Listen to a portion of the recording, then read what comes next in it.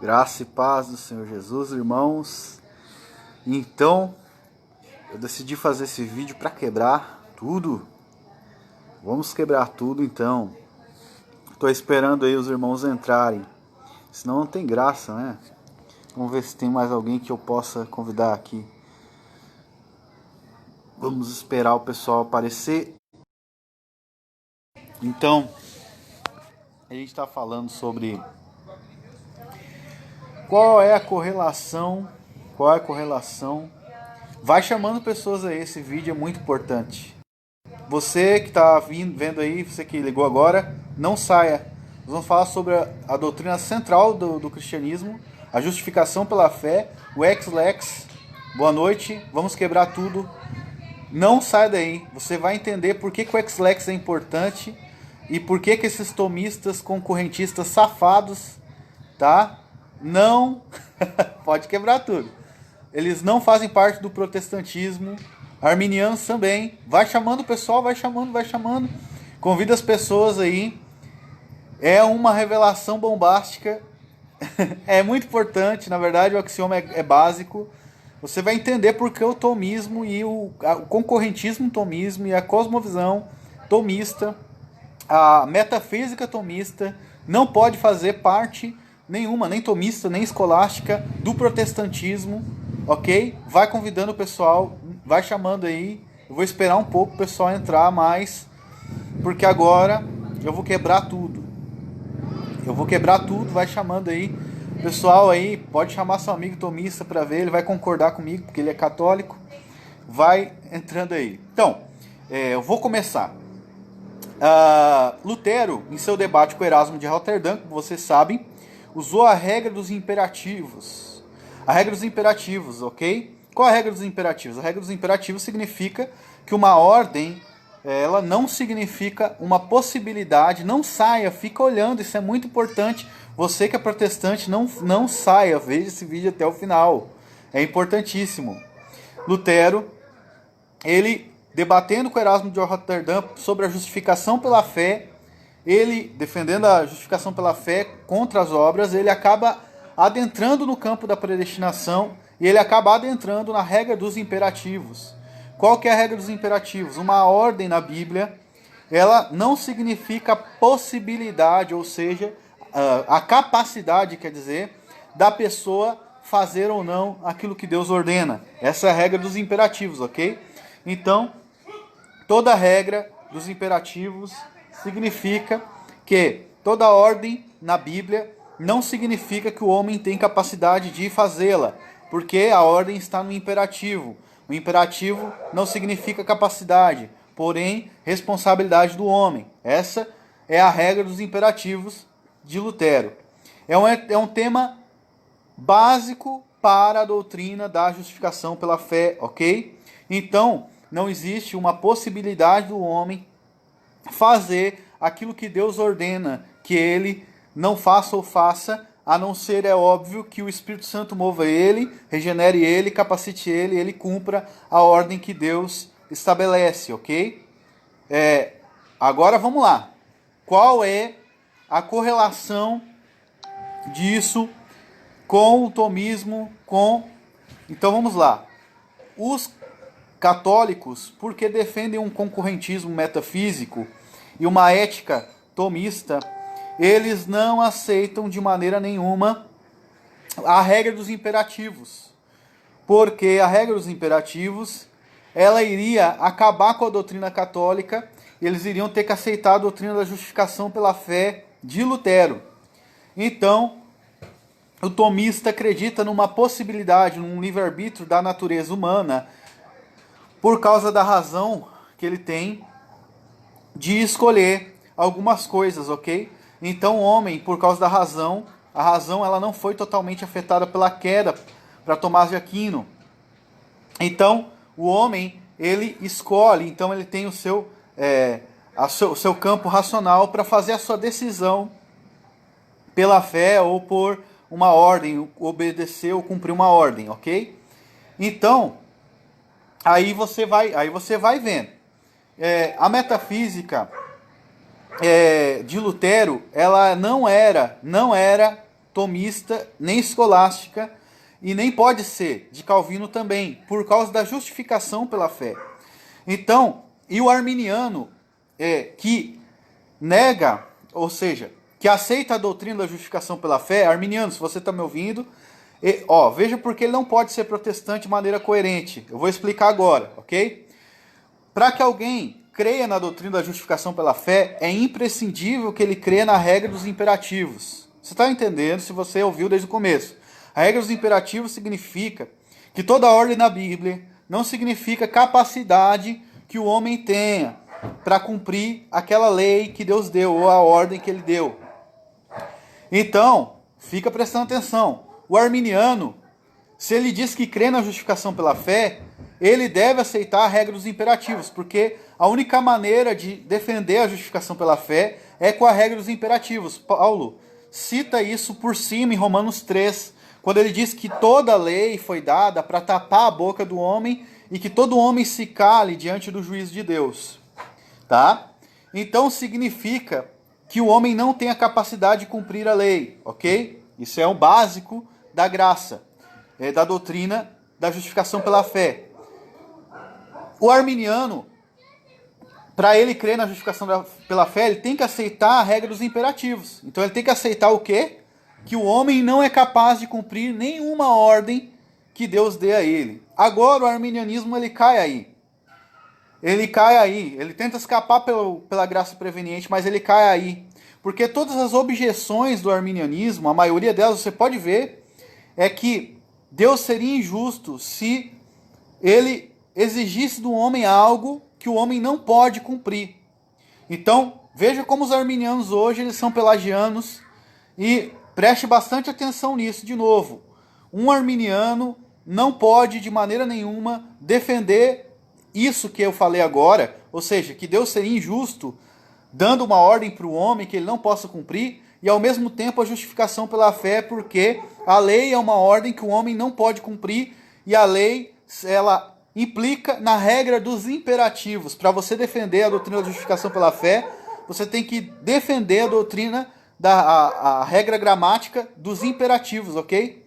Então, um arminiano nunca, de maneira nenhuma, vai poder fazer objeção nenhuma coerente a um calvinista, se Deus deu uma ordem para o homem que ele não pode cumprir, ok? Por quê? Porque é uma questão de lógica. A justificação pela fé, ela está embasada na regra dos imperativos gramatical de Lutero, tá? Não só de Lutero, mas é uma regra gramatical dos reformadores, né? Que significa que nenhuma ordem na Bíblia implica que o homem tem capacidade de cumprir. Então, tanto Lutero quanto Calvino, quando Deus fala para Caim, lá, o pecado jaz à porta e a ti cumpre dominá-lo. Eles não defendiam que Caim conseguiria dominá-lo, porque Caim era depravado, e João disse que ele era do maligno e matou seu irmão. O que acontece? Caim tinha responsabilidade, mas não capacidade. Deus disse para ele, você tem que dominar sobre o seu pecado. Mas aquela ordem de Deus não significava que Caim podia ou tinha capacidade de não matar o seu irmão ou de não odiá-lo. Porque essa capacidade só vem através do Espírito de Deus. Então preste bastante atenção. Por quê? Porque ninguém vai ser justificado por obras. Então, como que uma pessoa é justificada? Pela fé. Então, daí no Novo Testamento vem a justificação pela fé, ok.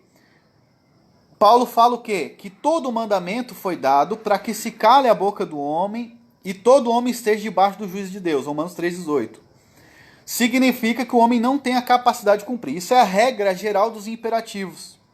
Então Deus pode e faz isso. Ele dá mandamentos e ordens ao homem que ele não é capaz de cumprir. Isso tudo está baseado, para você defender a doutrina da justificação pela fé, você deve defender a doutrina da regra dos imperativos. Senão você vai defender, então, que o homem pode cumprir a lei.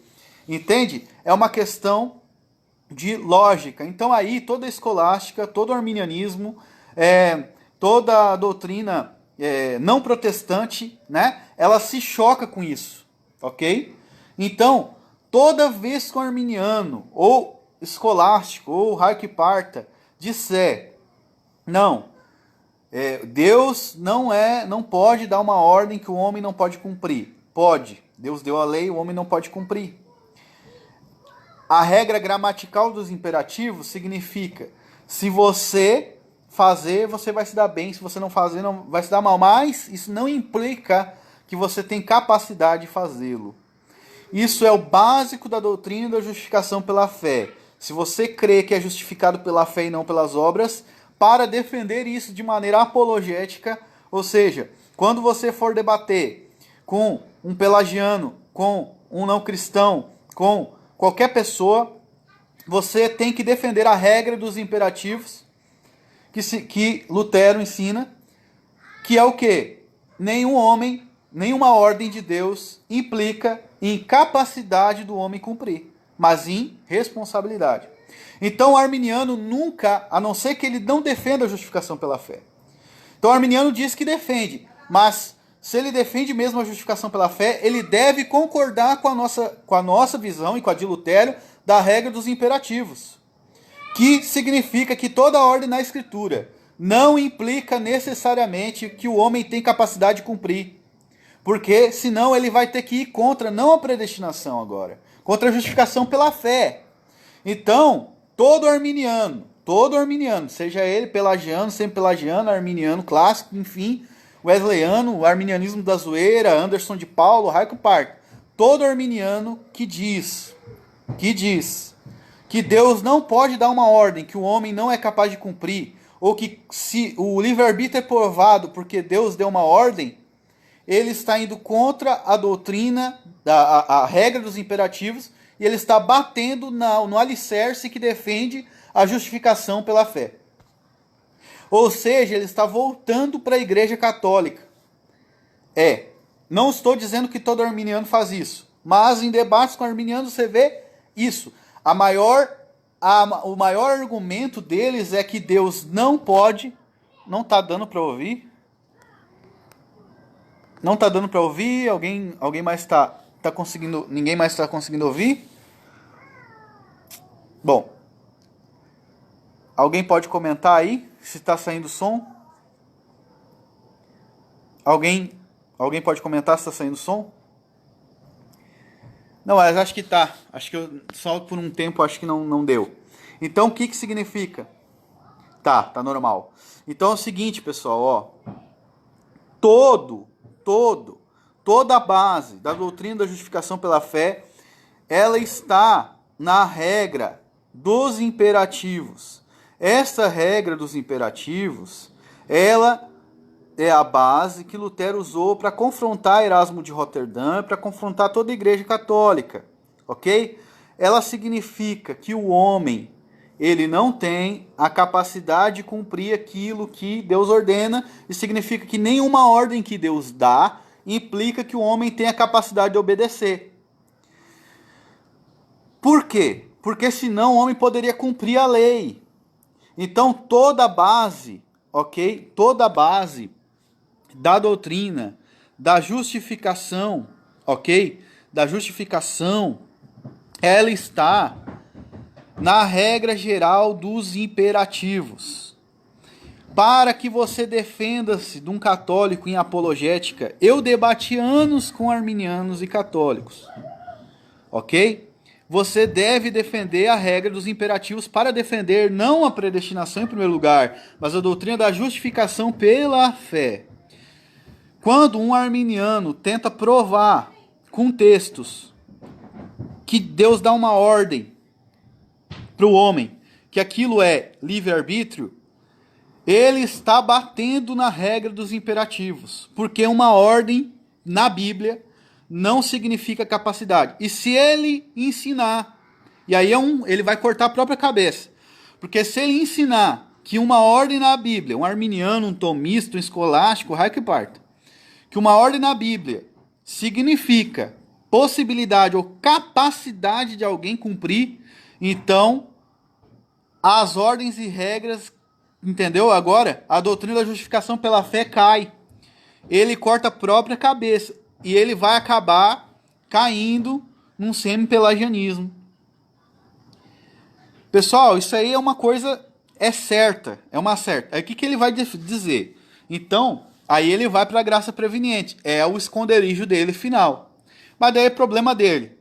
Entendeu? A questão não é derrotar a graça preveniente agora. A questão é que nunca mais ele vai poder fazer uma objeção, o arminiano, o tomista, enfim, de uma ordem que Deus dá, a capacidade para o homem fazer. Tá entendendo? A questão aqui não é refutar a graça preveniente em primeiro lugar, mas tornar a ferramenta deles, a ideia deles, de que uma ordem na Bíblia implica capacidade para o homem cumprir, ineficaz. Porque se isso é verdade, então agora o homem é justificado pelas obras, então, porque Deus deu leis e o homem é capaz de cumprir. Essa era o argumento dos escolásticos contra Lutero, o argumento contra de Erasmo contra ele, para defender o livre-arbítrio, estava aí. Que Deus deu muitas regras e ordens para o homem. Então, o homem ele deve ser capaz de cumprir e ter um livre-arbítrio. Veja que o cerne está no mesmo lugar. Então, eles vão se refugiar agora na graça preveniente. O problema é deles. A questão é que a objeção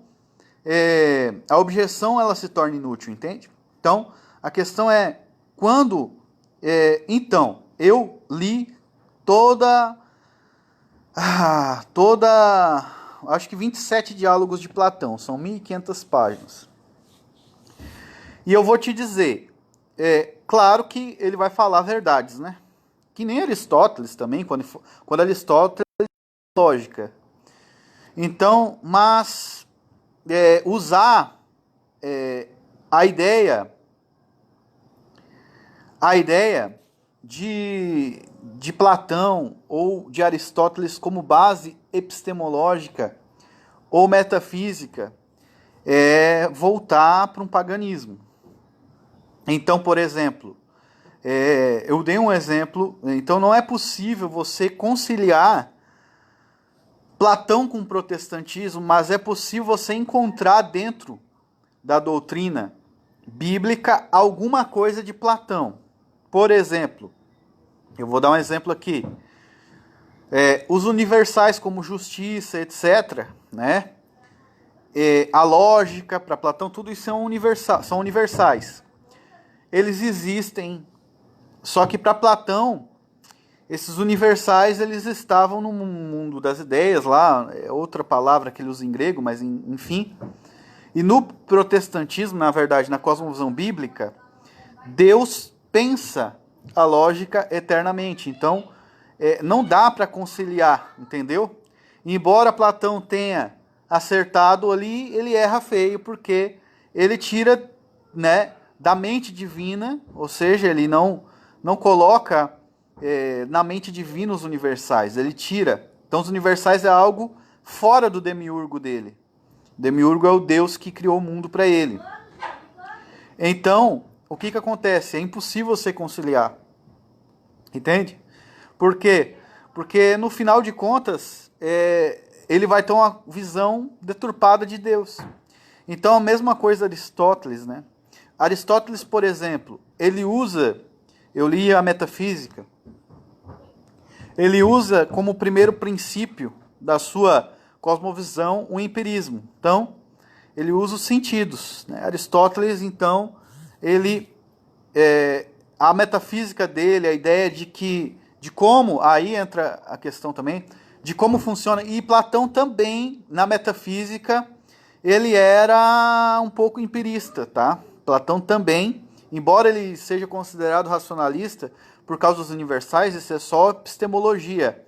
Mas a cosmovisão, a parte metafísica para Platão é basicamente uma física, né?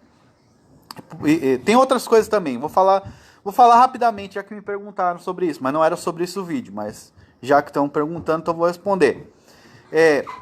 Por exemplo, para Aristóteles, como que ele via a metafísica? Você vê o argumento dos tomistas sobre o primeiro motor imóvel. Eu não uso esse argumento como prova da existência de Deus, porque não pode provar. Não pode provar por causa do empirismo, ok? Então, Para Aristóteles, na verdade, não existia um primeiro motor. Existiam vários primeiros motores.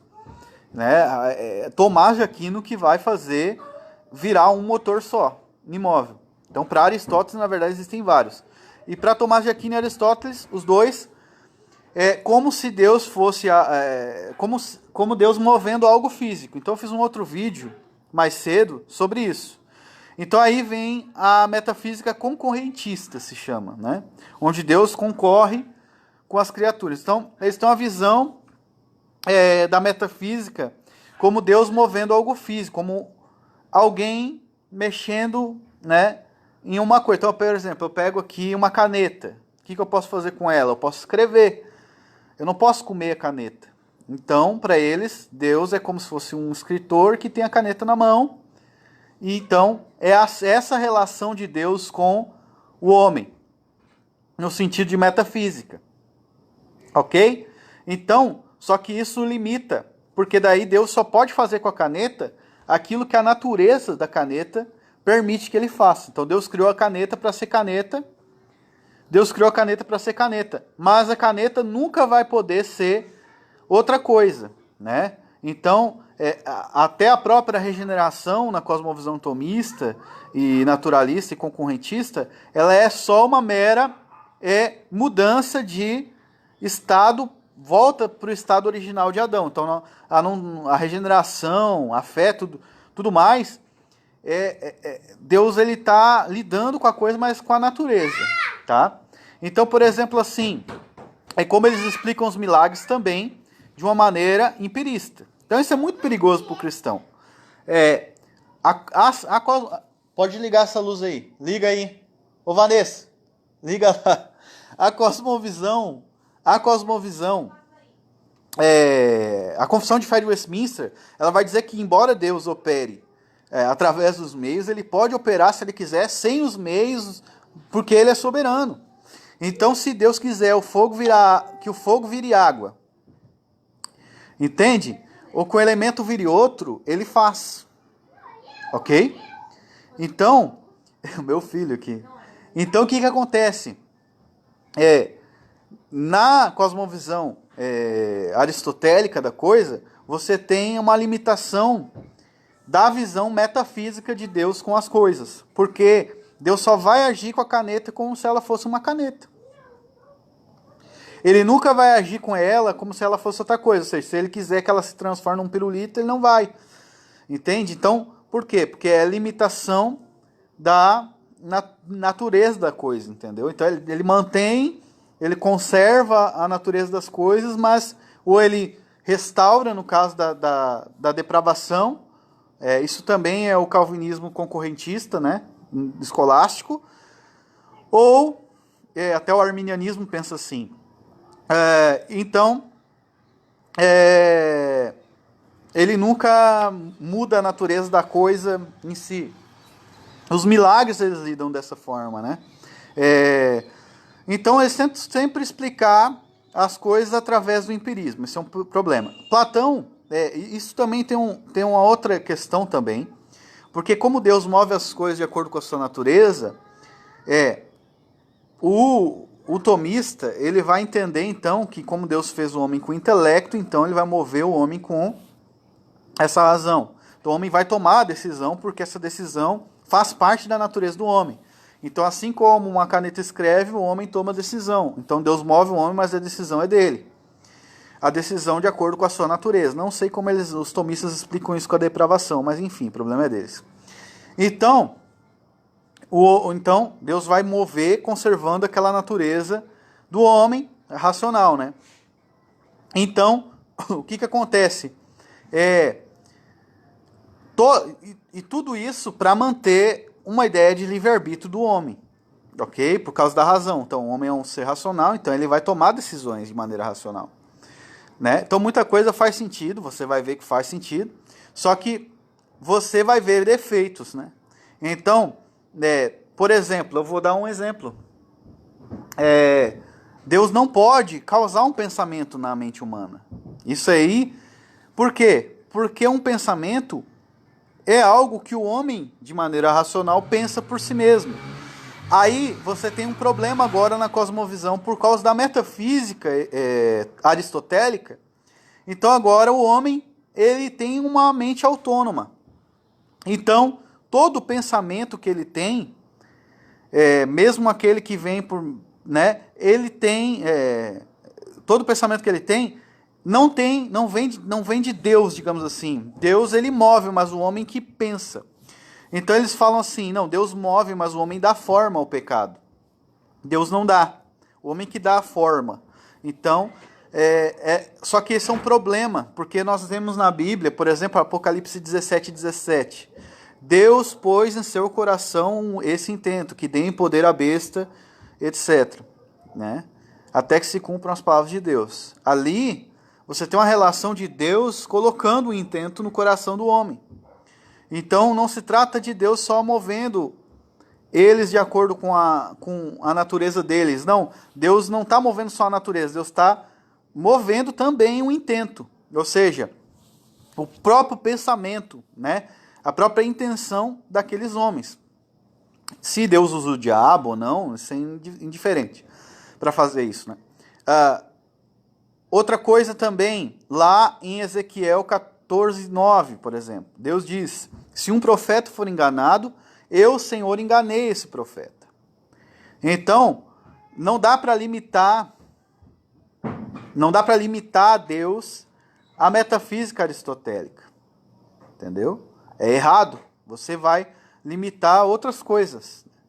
Então, essa resposta aí que o irmão perguntou sobre a questão de misturar o platonismo com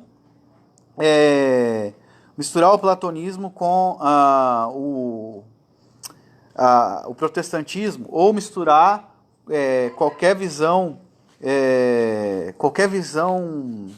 como é que nós podemos dizer assim, pagã ou filosófica com o protestantismo. Você vai ter uma metafísica e uma epistemologia não cristã dentro do protestantismo. Isso se aplica a tudo que eu falei sobre a doutrina da justificação pela fé. Então, esses caras eles não são protestantes. Uma coisa que eu acho que a gente... a questão... filho. Um problema que a gente vê muito sobre isso, justamente é a concatenação filosófica dentro do cristianismo, entende? Então, no desejo de querer explicar tudo e ética, eles acabam misturando visões não cristãs com o protestantismo. E, na verdade, o Sola Escritura veio para separar isso, para tirar isso. Lutero ele tinha raiva de Aristóteles, se você quer saber. Por quê? Por causa que eles usavam a ética de Aristóteles, justamente por causa desses motivos que eu falei, sobre a questão da metafísica, da razão, e do homem ter uma liberdade para pensar o que ele quiser, enfim. Eles usavam Aristóteles para provar que o homem tinha esse livre-arbítrio. E Lutero, então, ele se esforça ao máximo, né, e usa a regra dos imperativos, essa que eu falei desde o princípio, para mostrar que o homem não tem a capacidade de cumprir as leis que Deus ordena. Né? Por isso que o homem é justificado pela fé e não pelas obras, porque senão ele iria ter a capacidade de cumprir a lei. Só que como ele não tem nenhuma ordem na Escritura, significa que o homem tem capacidade, mas que ele é responsável. Então Deus, por exemplo, Lutero usa um exemplo. Deus diz, estende a mão. Não significa que o homem pode estender a mão. Deus diz, faça um novo coração. Deus fala isso, faça um novo coração. Mas não significa que o homem pode fazer um novo coração por si mesmo. Entende? Isso significa que o homem faz um novo coração em si. É absurdo. Né? Significa que o homem é responsável por fazê-lo. Agora, o que significa isso? Significa a responsabilidade humana, né, em cima da ordem divina. Então Deus pega e ordena que o homem se arrependa. Arrependei-vos. Não significa que o homem tem a capacidade de se arrepender. Significa que o homem tem a responsabilidade de fazê-lo. Quem vai fazer o homem se arrepender é o Espírito Santo. Quando ele quiser, como ele quiser. Entende? Ah, mas é eu que me arrependo, é eu que me arrependo. Mas quem opera esse querer realizar é o Espírito de Deus. Então, para Lutero, e para Calvino, não existia esse negócio de que uma ordem significa livre-arbítrio, nem liberdade. Por causa da regra dos imperativos, por causa de Romanos 3:18, que Paulo diz que toda lei é dada para tapar a boca do homem, né? Só e para o homem ficar debaixo do juízo de Deus. Então, defender que uma ordem na Escritura, escolha isso, escolha aquilo, faça isso, faça aquilo, significa que o homem tem livre-arbítrio, é um tiro no pé de qualquer protestante. Porque daí você vai voltar para a Igreja Católica e vai defender a salvação pelas obras. Por isso, os arminianos, quando fazem as objeções, eles não têm noção do que eles estão falando. Soluço. Eles não têm noção do que eles estão falando. Porque essas objeções, elas acabam destruindo a própria doutrina da justificação pela fé, a base do protestantismo. Então você tem uma igreja que não é protestante, você tem uma igreja basicamente católica, uma igreja várias igrejas evangélicas católicas. Por quê? Porque eles acreditam piamente que as ordens e regras que Deus dá na Bíblia significa que o homem tem a capacidade de cumpri-las. Ou que o homem tem o livre-arbítrio. Isso não prova nada. O que significa então? O que significa então essas regras e ordens? Responsabilidade. É isso que o Lutero diz. O homem é responsável pelo que ele faz, mas nunca livre. Ele é escravo do pecado. Ele não tem capacidade de cumprir. Então, aí, para defender a justificação pela fé, é imperativo que você defenda a regra dos imperativos. Então é impossível que um arminiano faça uma objeção decente ao calvinismo, não por causa do calvinismo em si, mas por causa do próprio protestantismo e da própria reforma protestante. Então nenhum arminiano, nenhum tomista ou sei lá, escolástico, tem como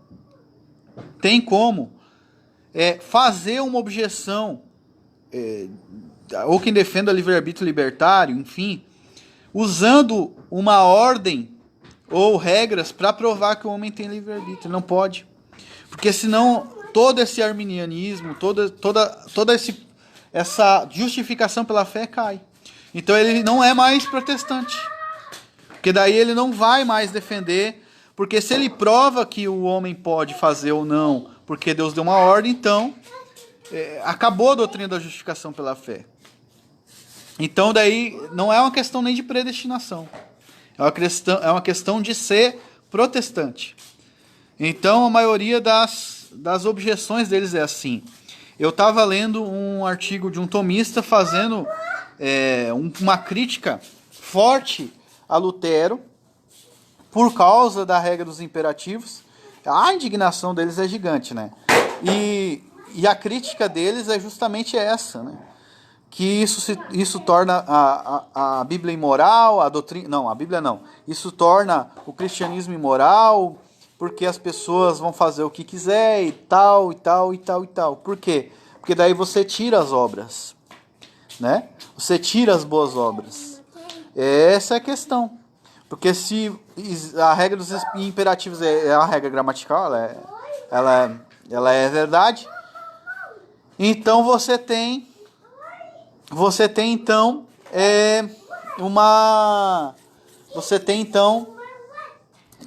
só graça, né? Isso aí é um ultraje pro catolicismo. Então, mas qual é a base de ética deles? Quando que começou o erro da igreja? Quando eles começaram a misturar a filosofia grega com a escritura. Então, quando o homem começa a misturar a filosofia com a escritura, como primeiro princípio, então você tem toda essa anarquia aí. Você tem tudo isso aí, você perde a essência do evangelho. Você perde, entende? Porque agora a Bíblia não é mais a regra de fé. Agora é a ética aristotélica, é a ética platônica. A visão, eu falei isso no outro vídeo, vou dar um exemplo também. Os gregos defendiam o livre-arbítrio, né? Isso vem da filosofia grega. Então, os gregos defendiam que o homem tem uma alma, e essa alma é uma parte divina no homem. Então, só existem duas partes no homem para o grego, né? A parte imaterial, que é a alma, e a parte material, que é o corpo. Então, a alma, ela é a parte inteletiva, racional. Então, as paixões estão aonde? No corpo, não na razão. Então, um homem que entregue a paixão é um homem que entregue ao seu corpo. E um homem que entregue a alma é um homem que entregue a filosofia. Essa é a ideia dos filósofos gregos. E a alma, ela era como se fosse um deus dentro do homem. Então, olha a heresia. E essa alma dentro do homem, isso é filosofia grega. Isso eu li um monte de coisa. Li Platão, li 1.500 obras de Platão. 1.500 páginas, quer dizer. São 27 obras que eu li. Aí, o homem, com essa parte inteletiva que é divina nele, ele escolhe entre uma coisa e outra. E ele faz boas escolhas quando age pela razão, e ele pode fazer más escolhas quando ele age pelo corpo, pelas paixões. Agora, olha só, é como se o homem ele tivesse dentro de si algo e a alma também é uma parte eterna dentro dele, porque é uma parte divina. Só que no cristianismo não existe, na Bíblia, na cosmovisão bíblica, não existe vida sem o Espírito Santo. Deus sopra até num nível mais básico, naquela planta ali no chão, uma árvore, um cachorro, tudo. Deus sopra o seu fôlego divino e aquela criatura vive. E a Bíblia fala lá em Atos que o homem se move, existe e respira em Deus. Lá em Atos 17, Paulo fala, nele existimos, nos movemos e somos. Então, na cosmovisão bíblica, a alma não é uma parte divina no homem. O espírito que é de Deus, que compõe, que a alma, que gera a alma no homem, né? A parte vida no homem, gera a vida no homem, ele é o espírito de Deus. E o homem tem a parte espiritual dele, mas o que dá vida a ele não é a alma. Então, a filosofia grega acredita que quando a alma sai do homem, então ele morre. Né? Porque a alma é essa parte divina que anima. Por isso que a palavra animal, a alma anima, em grego animal vem de anima, que é animar. Animar uma coisa. Então, algo que está vivo é animado, ou seja, tem uma alma. Ok? Então aquela alma, parte do homem, que é o próprio homem dentro dele, anima aquela coisa que está se movendo. Porém, na Bíblia não é assim. Na Bíblia, o que move as coisas é Deus. Não existe algo que se mova a parte de Deus, nem que viva a parte dele. Nele nós vivemos, existimos e somos. Então, você vê como você vai fazer uma junção disso com a filosofia grega. Você não tem como fazer. É blasfêmia. Como que nós vamos fazer isso? Como que nós vamos misturar essas coisas? Não dá. Então, tem que ter muito cuidado com isso. Vamos lá. Outro exemplo que eu posso dar sobre isso. A gente pode pegar, por exemplo, Hebreus 1:3, né? Ele sustenta todas as coisas pela palavra do seu poder. Quem sustenta? Deus, né? O Filho, Jesus. Ele sustenta tudo pela palavra do seu poder. A palavra ali é como se fosse energizar ou não só sustentar, mas carregar de um lado para o outro. Mover. Está carregando algo. Então, não é a alma que sustenta o meu corpo. É a palavra de Deus. Então, quando Jesus é tentado pelo diabo no deserto, ele diz o quê? Ele vai comer o quê? O que o diabo tenta ele? Como os pães. Ora para que Deus transforme essas pedras em pães. O que Jesus responde? Não só de pão, lá em Deuteronômio, não só de pão viverá um homem, mas de toda a palavra que sai da boca de Deus. O que Jesus fala? O que sustenta a vida do homem? E Jesus não está falando só da vida espiritual. ele está falando da vida física, porque o diabo tentou ele de comer o pão. O que anima o meu corpo não é a comida, é a palavra de Deus. Ou seja, o decreto de Deus, aquilo que sai da boca de Deus, é o que sustenta o homem. Então, para Jesus e para a cosmovisão bíblica, é a palavra e o Espírito Santo que sustenta o homem. E agora, para finalizar o vídeo, Jesus diz: as palavras que eu vos disse são espírito e vida. O espírito e a palavra, eles são um. Não tem palavra sem espírito, não tem espírito sem palavra. Eles sempre andam juntos, porque Deus é um só. Então, onde tem o espírito, tem a palavra. Onde tem a palavra, tem o espírito. Então, isso é interessante também. O que sustenta o homem? O que sustenta a minha vida? Não sou eu, não é a minha alma de maneira autônoma, a minha liberdade, a minha razão, a minha mente. Não, é a palavra de Deus e o Espírito Santo. Na verdade, sustenta eu. Claro, agora é o que eu sou regenerado, sustenta a minha vida espiritual, regenera meu corpo, derrama arrependimento sobre mim, me santifica, glória. Mas também, a um nível mais básico, o inseto que está caminhando ali. O que sustenta? É a palavra de Deus, o Espírito de Deus. A Bíblia fala lá no Salmo 103, 104, que Deus envia o Espírito e renova a face da terra. Deus envia o seu Espírito e renova a face da terra. Então, como que é a metafísica de Deus, diferente dessa metafísica aristotélica e platônica?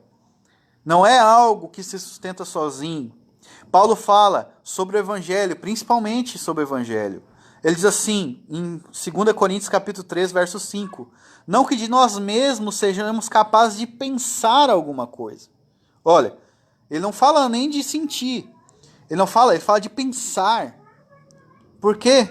Porque para mim pensar algo espiritual, para mim pensar algo sobre o Evangelho, para mim pensar algo sobre Deus, para mim pensar algo santo, para mim pensar algo da palavra de Deus, para mim ter esse pensamento de acordo com a palavra de Deus, ele fala, não que sejamos capazes de pensar alguma coisa, mas a nossa capacidade vem de Deus, que nos habilitou para ser ministros de uma nova aliança, não da letra, mas do Espírito, porque a letra mata e o Espírito vivifica. O que ele está dizendo? Ele está dizendo que é o Espírito Santo que dava capacidade para os apóstolos pensar.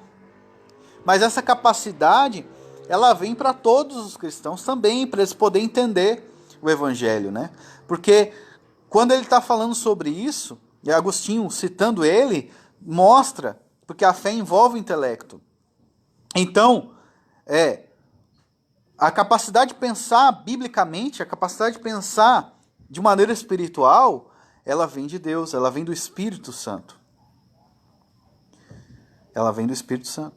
Então, toda metafísica não cristã e toda epistemologia não cristã, ou seja, toda teoria do conhecimento não cristã e toda teoria da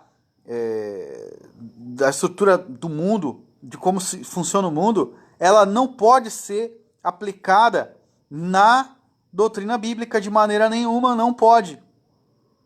Porque simplesmente Deus é soberano na Bíblia. Deus controla os pensamentos e controla as inclinações do coração do homem. Não apenas a parte boa, mas também as más. E o diabo, ele está, de acordo com as Escrituras, plenamente debaixo do controle de Deus. Plenamente debaixo do controle de Deus. Quando Jesus fala, ele vai expulsar um demônio, isso aqui, eu lembrei disso agora, olha só. Quando Jesus expulsa o demônio lá e eles blasfemam, e Jesus diz, olha, todo pecado é perdoado, mas a blasfêmia contra o Espírito Santo não será. E os fariseus, daí ele diz, essa geração, quando um demônio sai do homem, Jesus explica, ele anda por lugares, áridos, procurando aonde descansar. Não achando descanso, ele volta e encontra a casa onde ele estava, varrida e adornada. E ele diz o quê? Entrarei nele, mas eu vou levar mais 7 comigo. E leva outros 7 espíritos piores que ele. Jesus fala, vocês têm que prestar atenção nessa parte. Assim também acontecerá com esta geração perversa. Qual a geração perversa? A dos fariseus. Então, o que Jesus estava falando ali? Ok? Os fariseus, Jesus estava ali. Jesus estava expelindo os demônios da nação judaica. O reino de Deus estava ali. O Espírito de Deus estava ali, se manifestando. E Jesus expelia os demônios. Mas a Bíblia diz que Deus, lá em João 12, em Isaías, enviou sobre eles um espírito de profundo sono. Também está escrito lá em Romanos 11. Ou seja, não foi os fariseus que, por seu livre-arbítrio, não quis, mas Deus enviou, além deles não quererem, Deus enviou sobre a nação judaica um espírito de profundo sono. Em Mateus 11, 25, 27, Jesus diz o seguinte: graças te dou, ó Pai, Senhor do céu e da terra, porque ocultaste essas coisas dos pequeninos, dos sábios entendidos, e revelaste aos pequeninos, porque assim te aprove, ó Pai. O que ele está dizendo? Deus ocultou dos fariseus, dos grandes, dos sábios entendidos. Depois aí nós temos outra parte. O que ele diz depois lá em... ele fala depois lá em João 12, né? João fala, ele diz que porque isso aconteceu para que se cumprisse a palavra de Isaías. Deus enviou, Deus, né? Não deu olhos para eles verem. Também Paulo fala em Romanos 11 que Deus cegou o entendimento deles. Deus, na verdade, o que está escrito lá em Romanos 11 é como é que é? Obscureçam, né, o seu entendimento. Deus enviou a eles um espírito de profundo sono. Então você lê lá. Então Deus enviou. Só que o pior não foi isso. O pior foi o que aconteceu depois. Então preste atenção agora. Volte à analogia de Jesus de novo. Então o demônio é expulso. Depois ele volta com outros 7 piores. E Jesus diz, assim também acontecerá com essa geração perversa. Que geração? A geração dos fariseus. E o que acontece com a geração deles? Aquela geração, logo depois de Jesus. No ano 70, Jerusalém é destruída.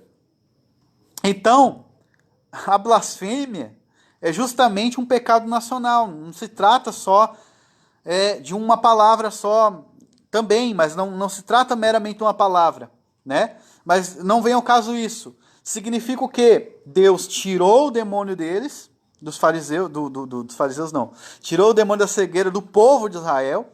Os fariseus endureceram seu coração por determinação divina. E Deus depois envia então, ou seja, os outros demônios vêm 7 vezes piores. Mas em nenhum momento Deus deixou de ser soberano sobre esses demônios. Daquela geração. Né? Então você vai ver, por exemplo, lá em 1 Reis, capítulo 22. A Bíblia fala que o rei Acabe, ele queria então ir para a guerra contra a Síria. E ele chamou o rei Josias junto. O rei Josias era o rei de Judá. Então, os dois estavam sentados em seus tronos e os profetas faziam o quê? Profetizavam que ele ia vencer a guerra. Aí o Josias, como ele era servo de Deus de verdade, Acabe já era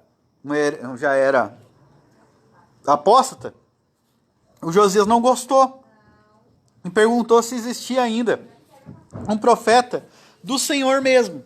Ou seja, não levou confiança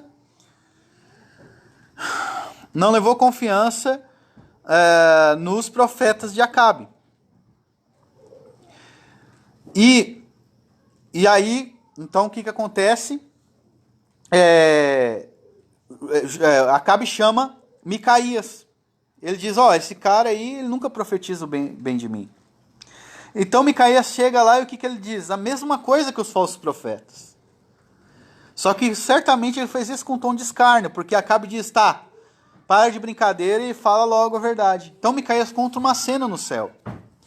Ele diz que o Senhor ele estava sentado no alto e sublime trono, e todo o exército do céu estava. diante dele, uns à sua esquerda e outros à sua direita. Então, Deus disse, quem é que vai lá e vai enganar os profetas de Acabe para que ele morra?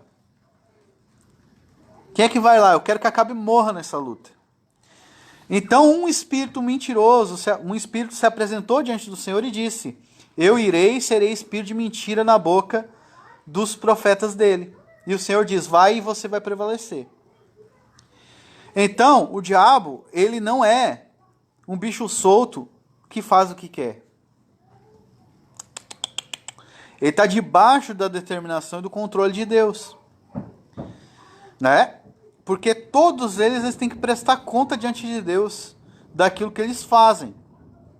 Todos os anjos, os demônios, eles estão debaixo da determinação divina. E nessa vez Deus queria enganar Acabe. O que Deus fez? Enviou um espírito de engano na boca dos profetas de Acabe. Então, Acabe vai para a peleja. Só que Acabe daí, porque ouve essa palavra de Micaías, ele pensa assim, com a sua mente brilhante, bom, Deus quer me matar nessa peleja, então eu vou me disfarçar. As pessoas não vão me reconhecer. E o capitão do exército da Síria disse, vocês matem só o rei Acabe, eu não quero que mate mais ninguém. Então Acabe foi disfarçado de soldado. Essa história está lá em Reis, 1 Reis capítulo 22. E Acabe vai de soldado e ninguém encontra ele. Então Acabe, escapei da morte, né?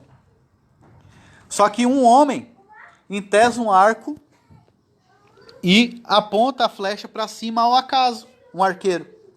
Simplesmente ele, vou atirar essa flecha para cima. E Acabe estava com a armadura toda coberta. E a Bíblia diz que a flecha aleatória, como ele atirou, por mera vontade, ela cai justamente em cima de Acabe, entre as juntas da armadura. Ou seja, Acabe, o único lugar onde a flecha poderia cair, e ainda a flecha foi atirada ao acaso. Ou seja, Deus cumpriu o propósito dele. Não existe algo que não... Entendeu? Então, Acabe, mesmo que fosse disfarçado, né, ele estava determinado que ele iria morrer aquele dia. E Micaías falou, o profeta Micaías fala que foi Deus que enviou um espírito de mentira para enganar os profetas de Acabe e ele ir na luta. E mesmo tentando usar a sua astúcia para enganar a Deus, Deus pegou ele na luta.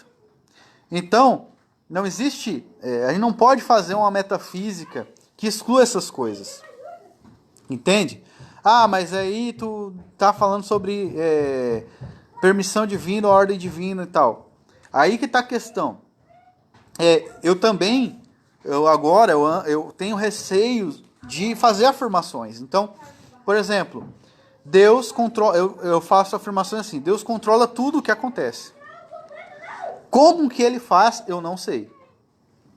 Então, é assim que tem que ser a nossa visão. Então, Deus endureceu o coração de Faraó. Provavelmente, Deus usou operações do diabo. Usou, no caso, o demônio para cegar o entendimento de Faraó.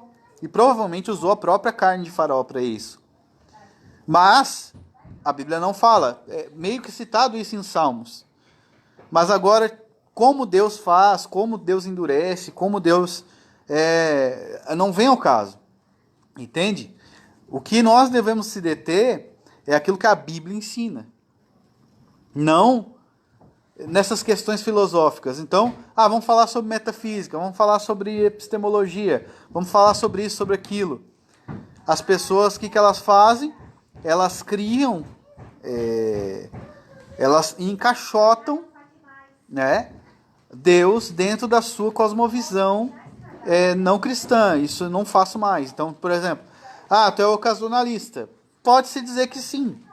Mas eu não gosto de me rotular assim. Por quê? Eu digo que Deus controla tudo. Deus causa... como que ele faz? Não sei. Não sei. Tu apela para o mistério. Não, apelo para o meu desconhecimento. Eu não vou afirmar uma coisa, botar minha mão no fogo por algo que a Bíblia não fala.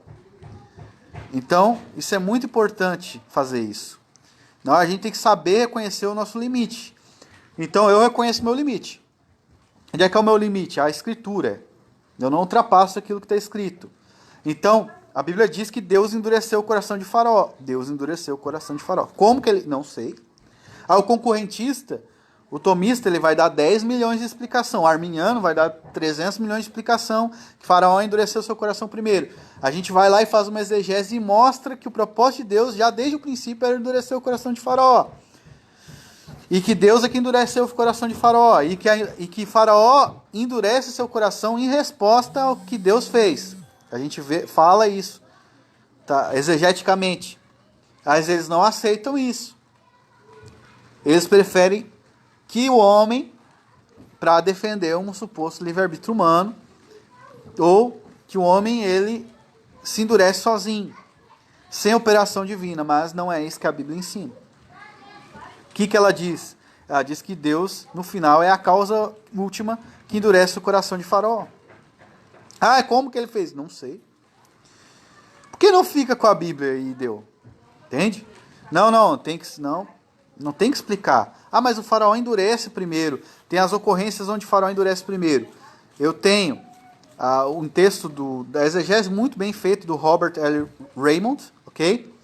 Onde ele mostra claramente que é Deus que endurece o coração de Faraó. E quando diz as primeiras vezes que Faraó endurece o coração, o texto diz assim: e Faraó endureceu seu coração como o Senhor tinha dito a Moisés. Ou seja, como o Senhor tinha dito a Moisés que Deus endureceria o coração dele. Ou seja, lá na sarça, antes de Faraó aparecer na jogada, Deus diz que ele endureceria o coração de Faraó.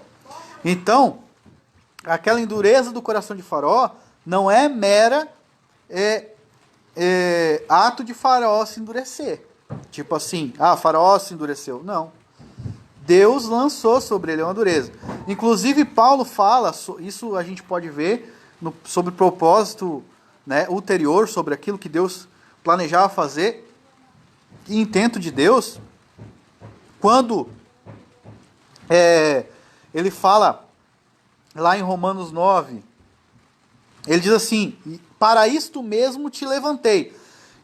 Embora o texto hebraico ele diga, para isso te hei mantido, Deus fala, para isso te hei mantido no poder, para isso eu te mantive, Paulo não usa essa linguagem, ele usa, para isto mesmo te levantei. Eu não sei, acredito que Paulo tenha usado a versão Septuaginta grega, mas Paulo é inspirado pelo Espírito Santo, então a gente não tem que discutir com ele. O que ele está dizendo? Deus levantou Faraó para isto, então, para isto mesmo te levantei, para em ti mostrar o meu poder. Então, não existia já antes de Faraó nascer, o plano de Deus de endurecer o coração dele. Cumprindo também aquilo que está escrito em Provérbios 16:4. Deus fez todas as coisas para um fim, até o ímpio para o dia da calamidade. Mas como resolve isso?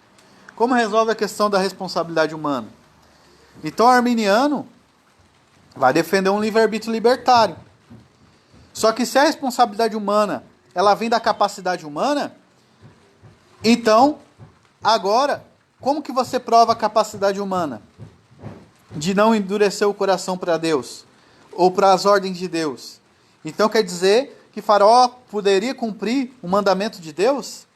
Então quer dizer que alguém pode fazer boas obras para ser salvo ou para, entendeu? Escapar do juízo divino por conta própria? Isso vai de encontro à doutrina da justificação e à regra gramatical dos imperativos que Lutero ensina lá no seu debate com Erasmo de Roterdã. Porque a regra gramatical dos imperativos ensina, e eu estou falando isso desde o princípio, que nenhuma ordem na Escritura significa que o homem tem capacidade de cumprir. Então, todo o arminianismo e toda a ideia de que a responsabilidade humana depende de uma liberdade humana, ou da capacidade, melhor, da capacidade humana de fazer algo, ela cai na regra dos imperativos. A não ser que o homem, a não ser que a pessoa negue a justificação pela fé. Então, todas as objeções que eles fazem sobre capacidade humana caem na doutrina da justificação pela fé. Ou seja, eles mesmos se derrubam.